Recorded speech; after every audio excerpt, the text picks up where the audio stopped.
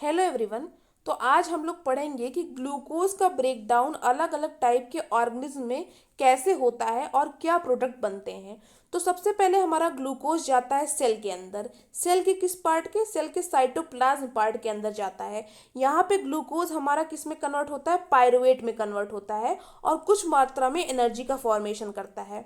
इसके बाद ये पायरुवेट अगर ऑर्गेनिज्म एनारोबिक है, मतलब एब्सेंस ऑफ ऑक्सीजन में वो अपना रेस्पिरेशन कर रहा है, तो वो प्रोडक्ट बनाता है इथेनॉल, CO2 प्लस एनर्जी। ठीक है। इथेनॉल एक 2 कार्बन कंपाउंड होता है। अगर यही पायरुवेट आगे जाता है और वहां पे जो ऑर्गेनिज्म होता है वो एरोबिक है, मतलब प्रेजेंस ऑफ ऑक्सीजन में अपना रेस्पिरेशन कर रहा है, फूड को ब्रेक कर रहा है, ग्लूकोज को ब्रेक कर रहा है ना, तो यहाँ पे प्रोडक्ट बनता है हमारा CO2 H2O प्लस एनर्जी। ये किस ऑर्गेनल के अंदर होता है? ये माइटोकॉन्ड्रिया ऑर्गेनल के अंदर होता है सेल के। और हमारा ये जो एनारोबिक रेस्पिरेशन होता था ईस्ट में, ये किस ऑर्गेनल के अंदर होता है सेल के? ये साइटोप्लाज्म के अंदर होता है।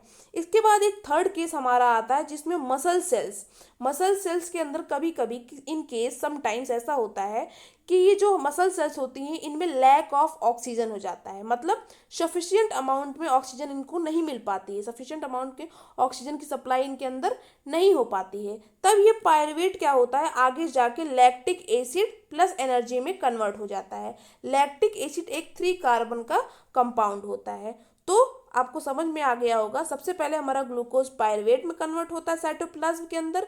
फिर अगर ऑर्गेनिज्म एरोबिक है तो एरोबिक में क्या करता है? CO2 H2O एनर्जी का फॉर्मेशन करता है।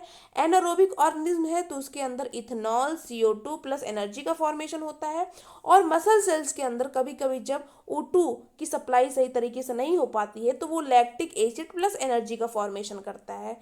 तो आपको आई होप ये टॉपिक समझ में आया होगा। अगर ऐसे आपको कोई और टॉपिक का वीडियो चाहिए तो आप कमेंट करिए। Thank you.